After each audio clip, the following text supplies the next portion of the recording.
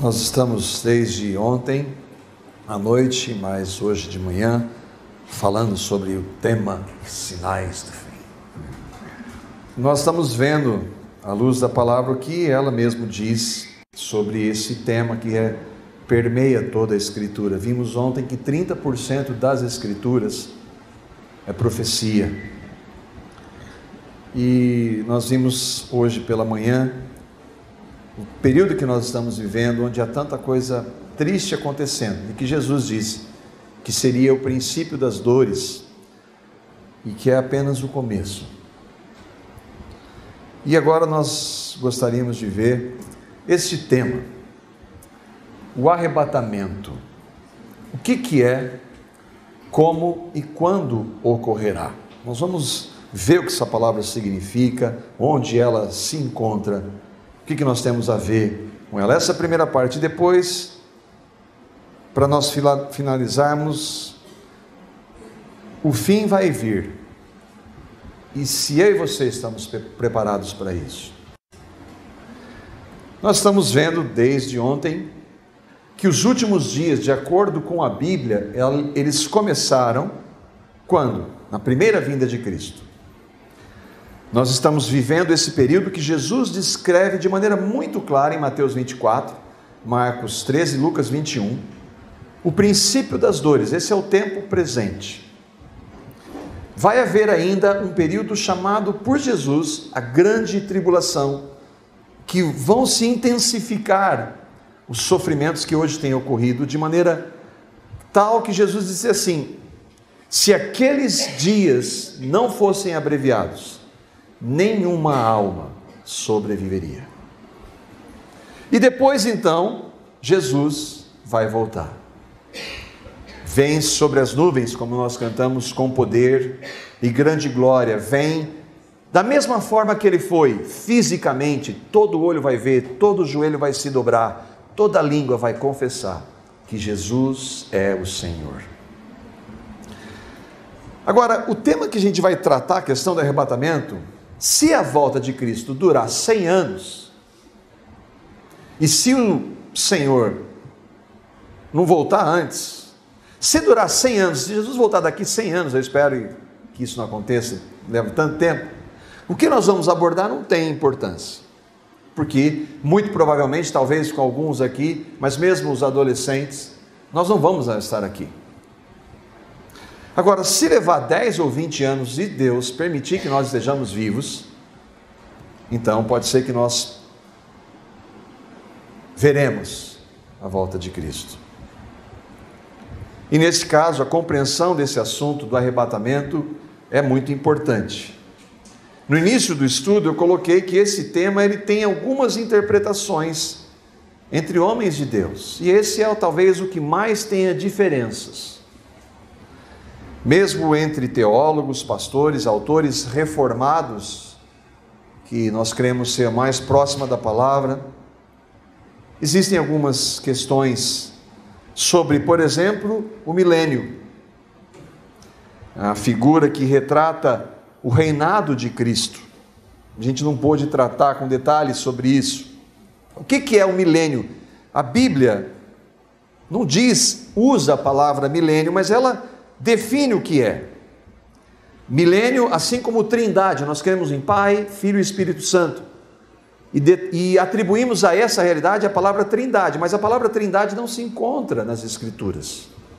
Mas Pai, Filho e Espírito Santo, um Deus que nós não compreendemos, é um Deus em 3 pessoas, isso é claro na palavra. O milênio não aparece, mas a expressão 1000 anos aparece. O que é milênio?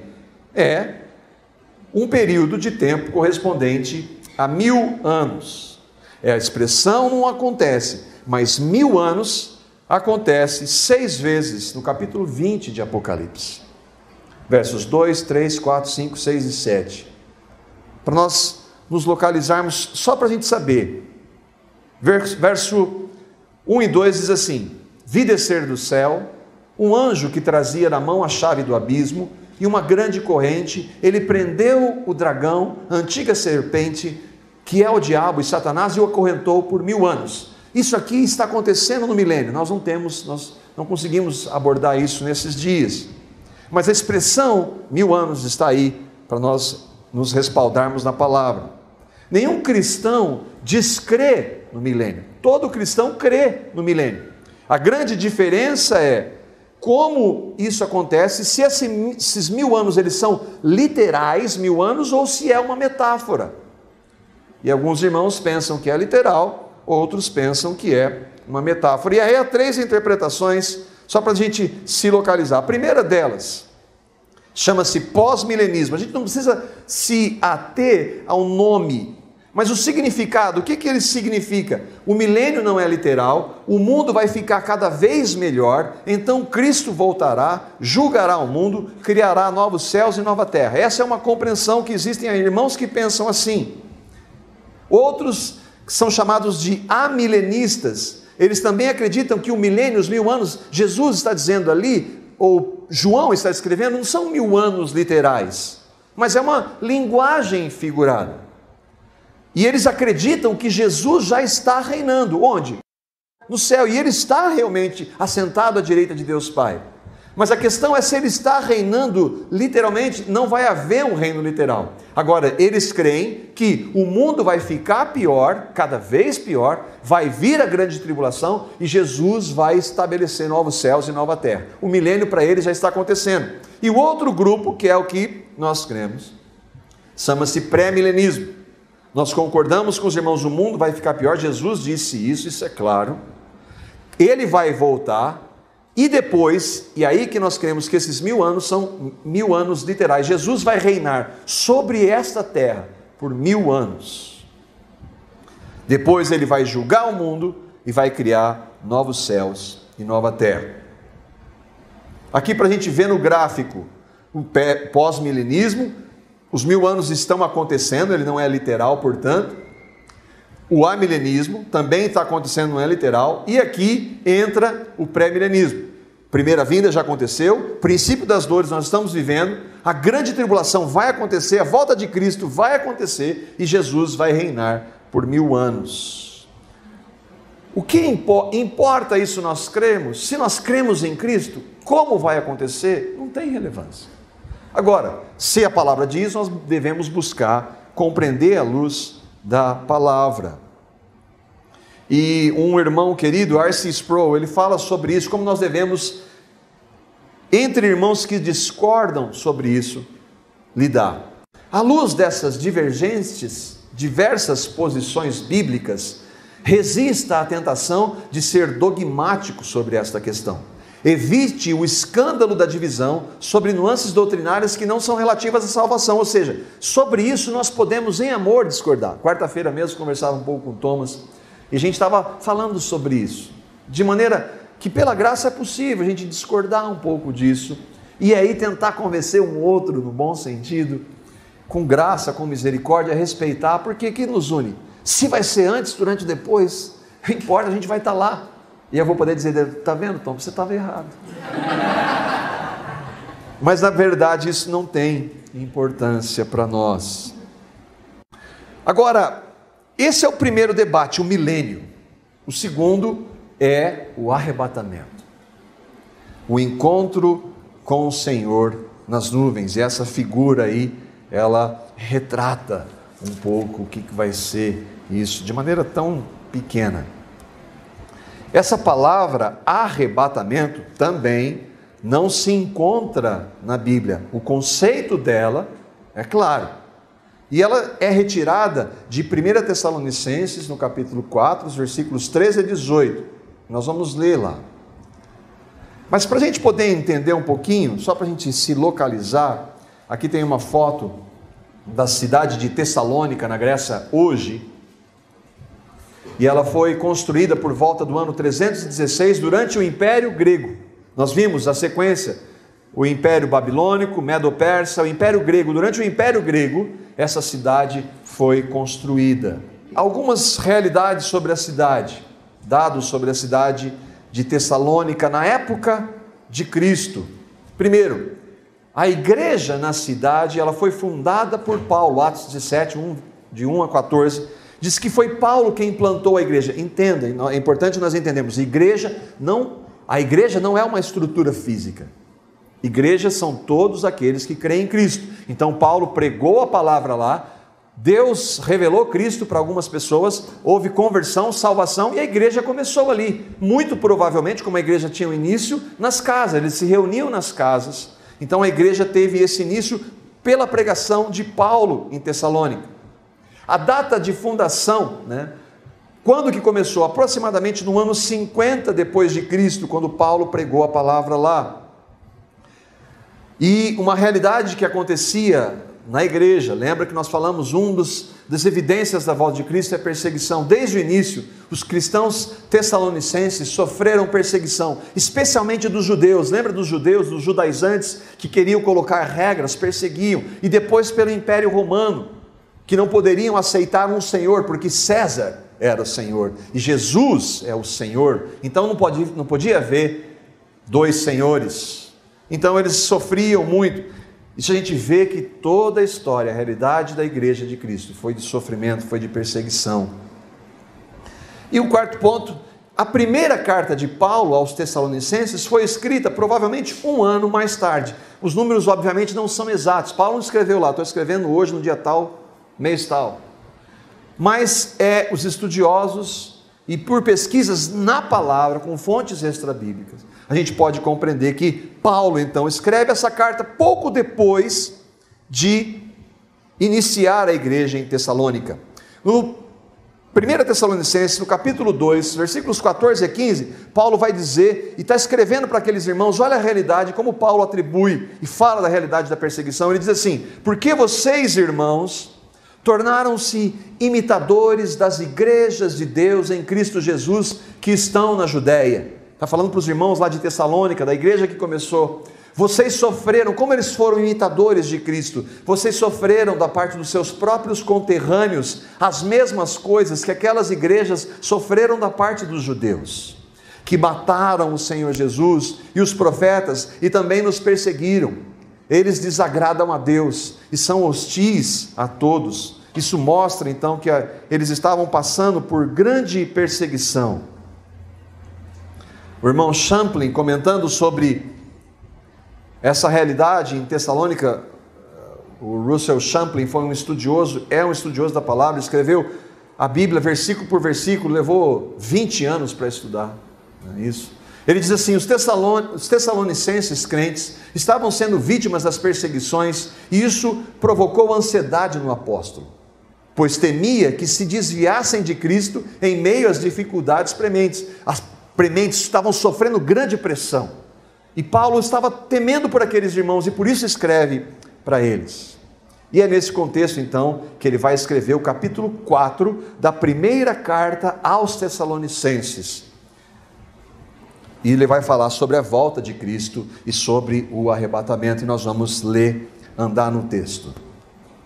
Vamos de maneira pausada, examinando a palavra para que ela fale.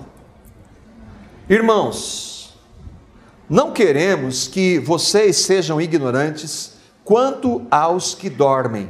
Paulo aqui está falando, usando um eufemismo, uma metáfora para dizer, dormem foram aqueles que morreram pela fé em Cristo. Para que vocês não se entristeçam como os outros que não têm esperança. Quem são os outros que não têm esperança? Todo aquele que morre sem ter crido em Cristo, eles não têm esperança. Aí ele diz: se cremos que Jesus morreu e ressurgiu, nós cremos, sim ou não? Amém ou não? Amém.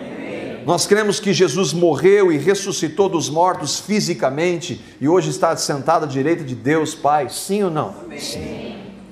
Então, se nós cremos que Jesus morreu e ressuscitou, por consequência, cremos também que Deus trará mediante Jesus, ou na volta dele, juntamente com ele, aqueles que nele dormiram, que morreram crendo em Cristo. Dizemos a vocês, pela palavra do Senhor, ou seja, o que eu estou trazendo para vocês não é coisa minha, mas é o Senhor que trouxe isso para mim, que nós, os que estivermos vivos, os que ficarmos até a vinda do Senhor, ou seja, Paulo esperava que Jesus voltasse na época dele.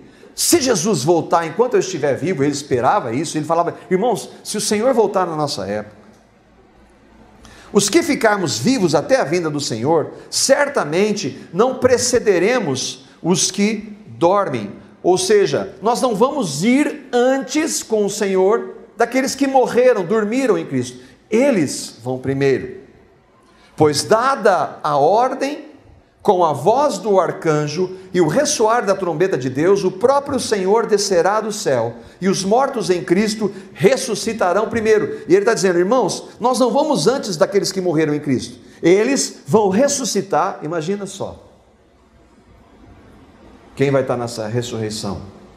Todos aqueles que morreram na esperança de Cristo antes do Velho Testamento, e todos aqueles que morreram em Cristo depois da vinda de Cristo, todos os cristãos vão ressuscitar dos mortos, milhares de anos depois. Eles vão ressuscitar e nós, os que estivermos vivos na vida de Jesus, seremos arrebatados. Aí a palavra. O que é arrebatado? É como um rapto, é algo repentino. Juntamente com eles. Quanto tempo vai levar para os que ressuscitarem e nós encontrarmos? É no mesmo instante. Juntamente com eles nas nuvens, para o encontro com o Senhor dos ares.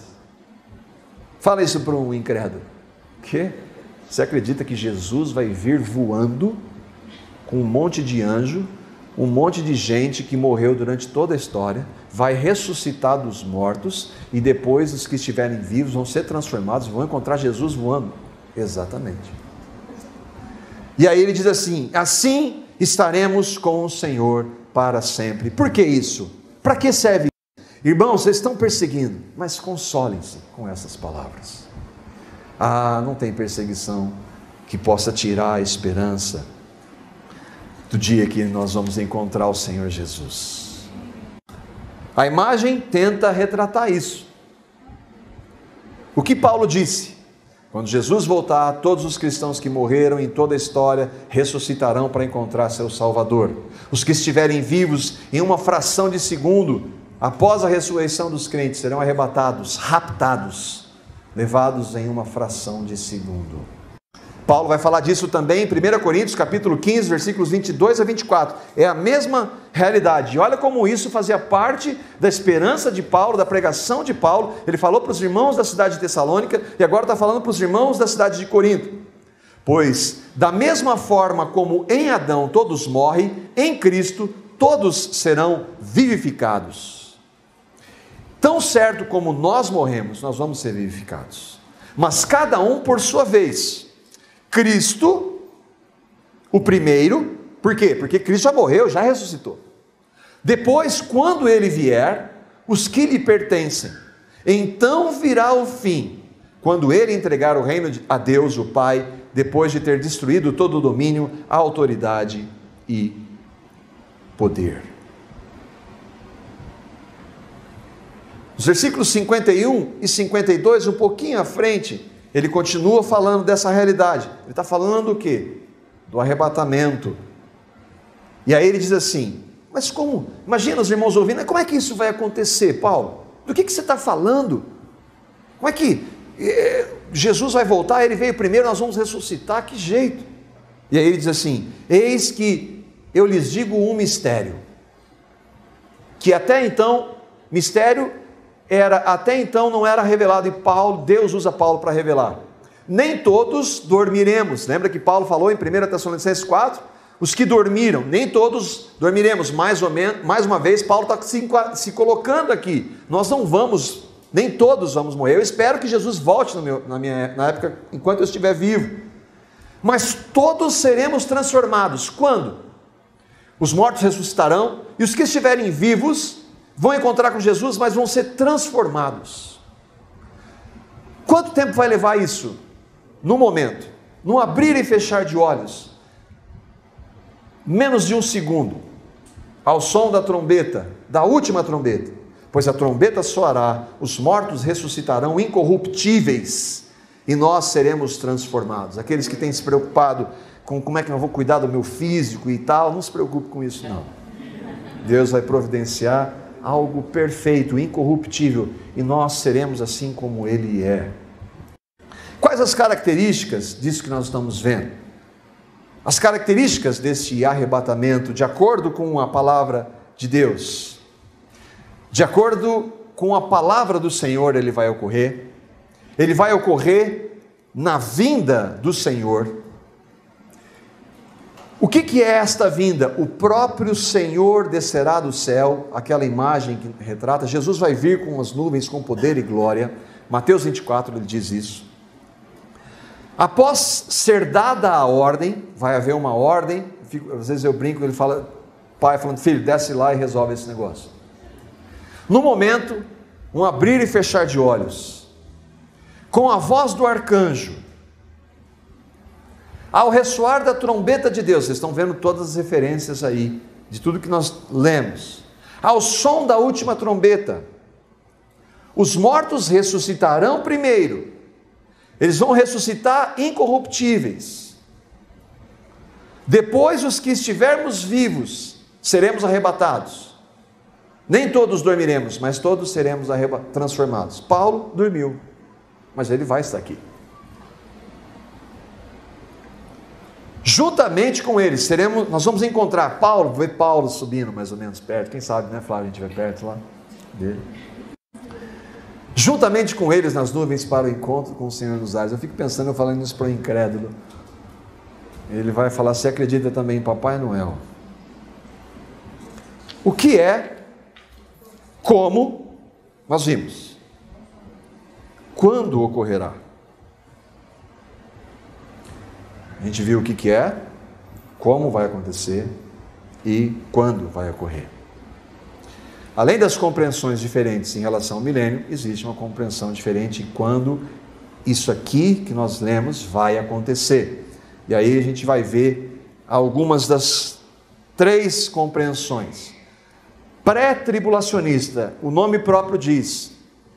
Jesus disse que nós estamos no princípio das dores. O que vem depois? A grande tribulação. Então, alguns irmãos entendem que o arrebatamento vai acontecer pré-tribulação, ou seja, antes da grande tribulação.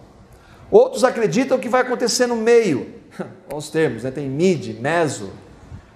Que eles dizem que vai acontecer no meio. Mas como meio? Se nós não sabemos exatamente o tempo. Porque alguns irmãos entendem que esse período vai levar 7 anos. Então vai ser 3 anos e meio. Existem algumas passagens da palavra que dão a compreender isso, de um período de 7 anos de grande tribulação, mas não dá para ser dogmático em relação a isso. E aqueles que creem no pós-tribulação. O que isso significa?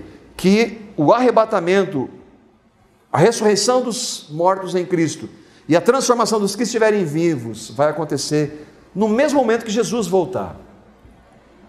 Aqui a gente tem uma ideiazinha, pré-tribulação, mid e pós-tribulação.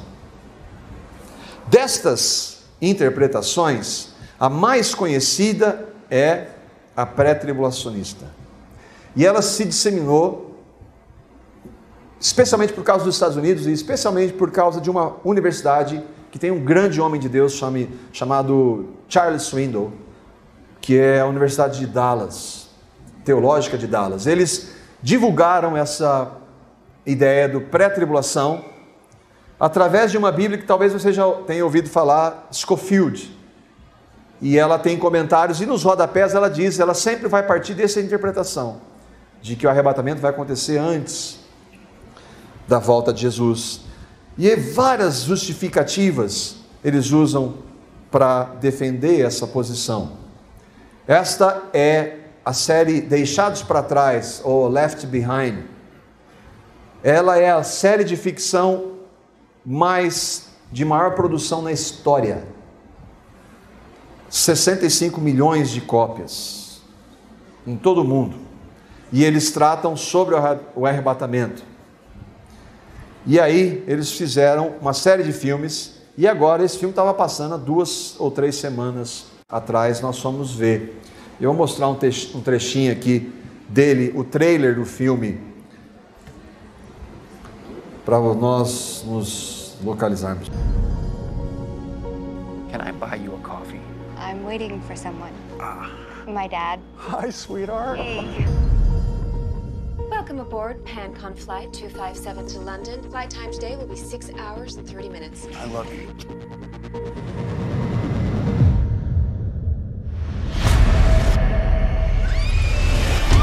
People from all over this plane have simply vanished. One of these days the mountains are gonna fall into the sea. Irene knew this was coming. The way it happened. How could she know that? He took them to protect them from the darkest time in the history of this world. I have no spoilers, no flaps, no elevators, and if I run this thing dry, no reverse thrust. I need some room.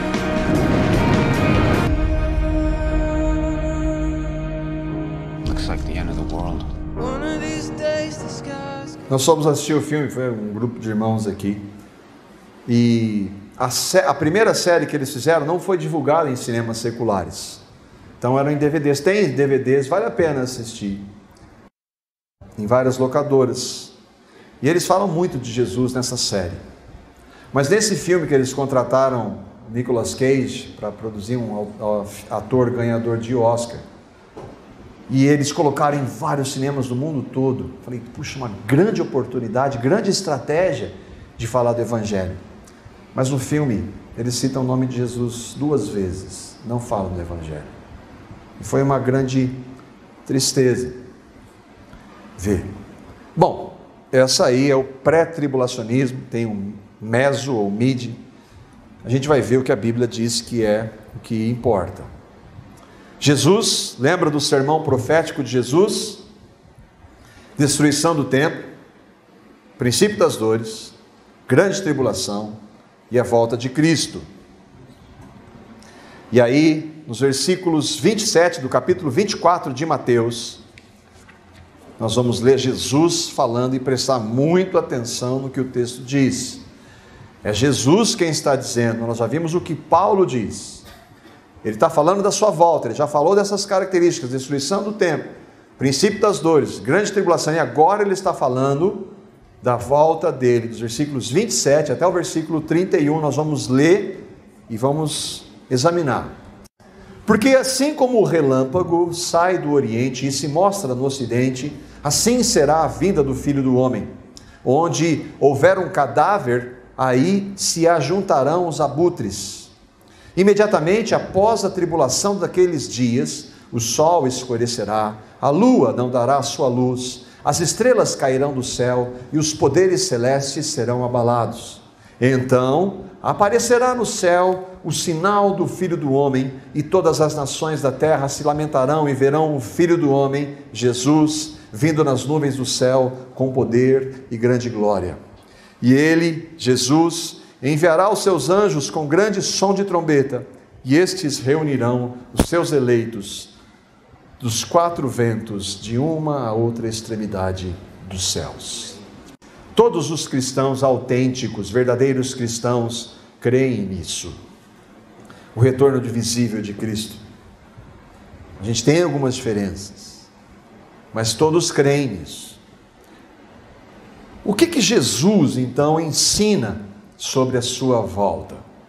O que ele tem a dizer com detalhes para nós? Primeiro, vai ser algo muito rápido, porque assim como o relâmpago sai do Oriente e se mostra no Ocidente, assim será a vinda do Filho do Homem.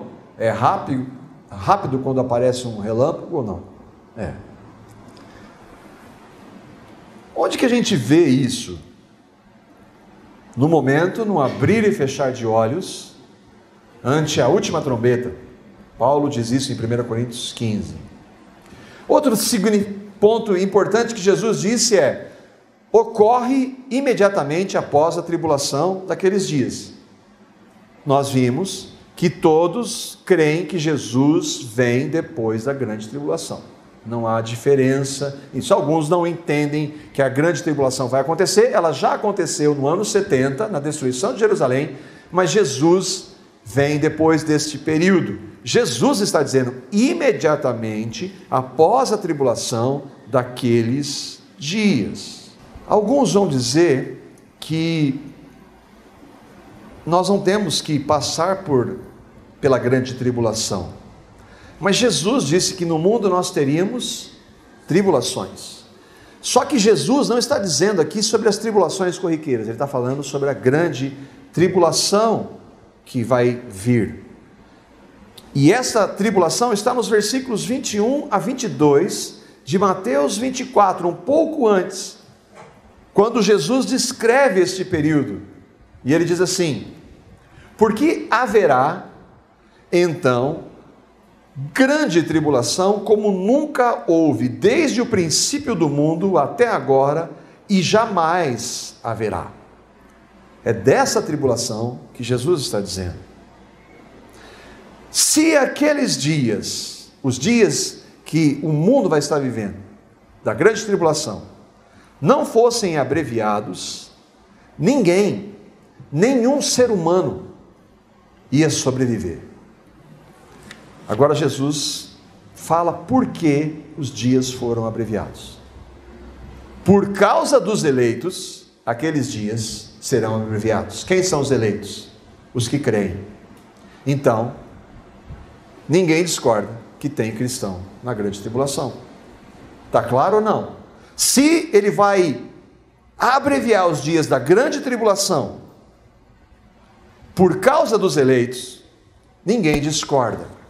E aí, os irmãos dizem: mas uma coisa é o arrebatamento, a outra coisa é a segunda vinda. Continuando sobre o que Jesus tem a nos ensinar. Será algo impossível de não ser visto. O que acontece no filme? De repente, as pessoas desaparecem. Ninguém vê Jesus. Elas vão encontrar com Jesus nos ares, de acordo com 1 Tessalonicenses 4. Mas ninguém vê Jesus. É um arrebatamento chamado secreto. Jesus disse que na vinda dele será impossível de não ser visto. O sol escurecerá, a lua não dará sua luz, as estrelas cairão do céu e os poderes celestes serão abalados. O que os irmãos pré-tribulacionistas dizem? Uma coisa é o arrebatamento, a outra é a segunda vinda. 2 Pedro, capítulo 3, versículos 10 e 12.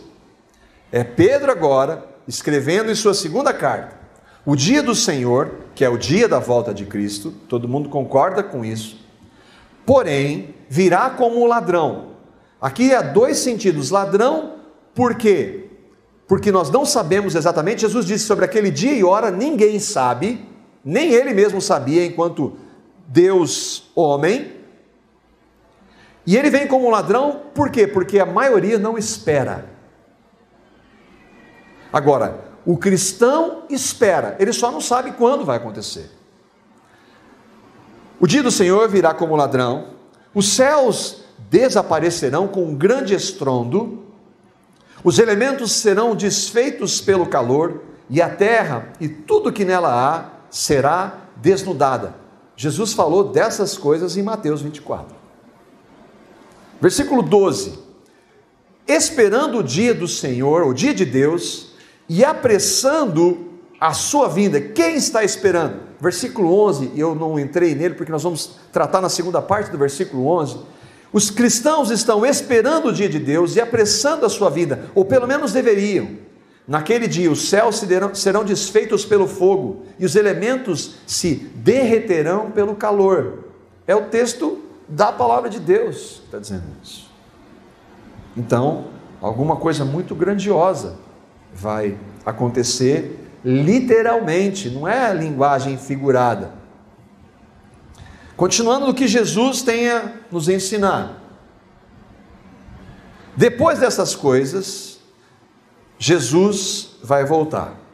Verão, e aí o texto é importante, verão o Filho do Homem, e aí eu destaquei alguns pontos do que Jesus disse, para nós compararmos. Verão o Filho do Homem, vindo nas nuvens, do céu com poder e grande glória. Ele enviará os seus anjos, com grande som de trombeta, e estes reunirão seus eleitos dos quatro ventos, de uma a outra extremidade dos céus. Bom, a gente está tentando entender quando vai ocorrer o arrebatamento. E aí a gente vai comparar Mateus 24 com 1 Tessalonicenses 4. Mateus 24, a vinda do Filho do Homem. Essa palavra no grego é parousia, que significa a manifestação. É algo evidente, todo mundo vai ver. É quando um grande líder entrava, um rei, e todo mundo via. Era a parousia, a manifestação. Então, ninguém discorda que isso vai acontecer em Mateus 24. Só que a vinda do Senhor, em 1 Tessalonicenses 4, é exatamente a mesma palavra. Então, não é algo em secreto. É a parousia. Mesma palavra de Mateus 24, está em 1 Tessalonicenses 4. Em Mateus 24, nós vemos Jesus vindo nas nuvens do céu. Em 1 Tessalonicenses 4, nós vemos que seremos arrebatados com aqueles que ressuscitaram juntamente com eles nas nuvens. Em Mateus 24, ele enviará os seus anjos. Em 1 Tessalonicenses 4, com a voz do arcanjo, com grande som de trombeta, Mateus 24, e o ressoar da trombeta, 1 Tessalonicenses 4, reunirão os seus eleitos, os cristãos, seremos arrebatados juntamente com eles. Irmãos, um princípio fundamental de estudo da palavra de Deus é: a Bíblia explica a Bíblia. O que Paulo está fazendo, ele está revelando um mistério e detalhando, trazendo mais detalhes do que Jesus disse em Mateus 24. Lembra que, assim como hoje pela manhã, nós pegamos os textos da Bíblia que falam sobre falsos profetas, lemos um a um dos textos e depois mostramos o que alguns homens têm dito e feito em nome de Jesus, em nome de Deus. A conclusão, à luz do que a Bíblia diz, fica para cada um de nós. Paulo está falando de um evento separado do que Jesus disse ou do mesmo? Se for do mesmo, o arrebatamento vai acontecer na volta de Cristo, depois dele voltar. E se isso acontecer daqui 10, 20 anos, muito provavelmente, se Ele permitir, nós estivermos vivos, nós vamos presenciar isso. Só que antes disso, vem a grande tribulação. 2 Tessalonicenses, Paulo vai escrever para aqueles irmãos lá que estavam sofrendo. Ele escreve a segunda carta, menos de um ano depois de ter explicado o que é o arrebatamento. Ele escreve a segunda carta porque estava acontecendo algo ali. Presta atenção, irmãos, quanto à vinda do nosso Senhor Jesus e o nosso encontro com Ele, rogamo-vos a vocês. Irmãos, vocês aí de Tessalônica, eu acabei de escrever a primeira carta, estou escrevendo de novo para falar da vinda dele, rogando a vocês. Eu estou insistindo com vocês, quanto à vinda do nosso Senhor Jesus, a parousia, a manifestação de Jesus, e a nossa reunião com Ele. Ele está falando o arrebatamento, a vinda do Senhor e a nossa reunião. Eu espero estar nesse grupo. Eu rogo a vocês, eu imploro para vocês, irmãos. Versículo 2 e 3.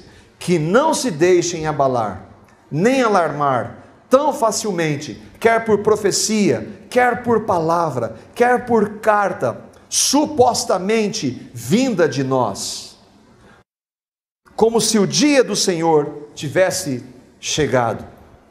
Não deixem que ninguém os engane de modo algum. Irmãos, não deixem que alguém, dizendo-se Paulo, escreva uma carta falando o que vai acontecer. Jesus ainda não voltou. Quando Ele voltar, nós vamos ser arrebatados.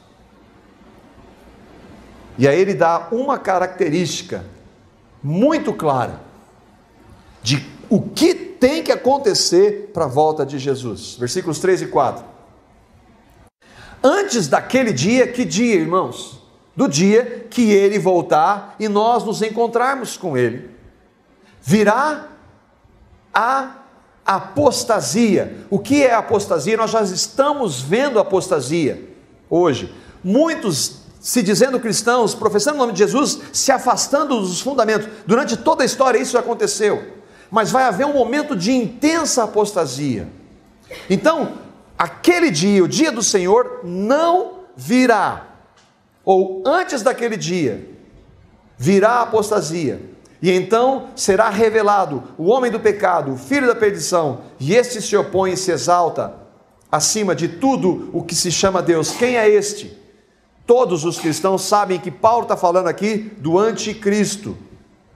Então, irmãos, a vinda do Senhor e a nossa reunião com Ele não vai acontecer sem que antes haja uma grande apostasia e que o anticristo se manifeste. Sabe o que os irmãos pré-tribulacionistas dizem? Que o anticristo vai se manifestar na grande tribulação. Há um consenso. Então, se ele se manifesta na grande tribulação, e Paulo está dizendo, a nossa reunião com Cristo não vai acontecer sem que antes ele se manifeste, o que nós estamos vendo? Nós vamos passar por esse tempo. Irmãos, ele falou assim, não deixe que ninguém os engane, quer por palavra, quer por epístola, como se tivesse vindo de nós. Aquele dia não vai acontecer sem que antes aconteça o aparecimento do anticristo. Os irmãos da mídia dizem, está vendo? Vai ser depois que o anticristo, antes do anticristo surgir, porque ele já surgiu, mas ele não começou a perseguir os cristãos ainda.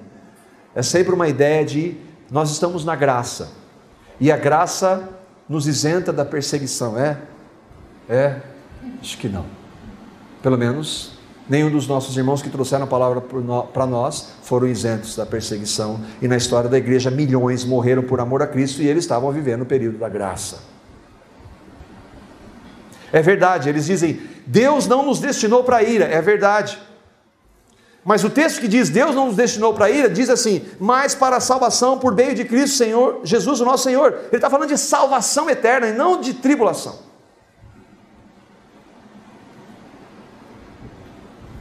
O arrebatamento, o que é, como e quando ocorrerá?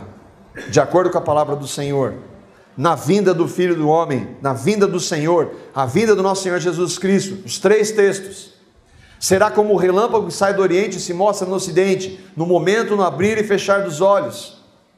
Ele enviará os seus anjos, com voz de arcanjo, com grande som de trombeta, ao ressoar da trombeta, ao som da última trombeta. Não é possível que eles estejam falando de eventos diferentes.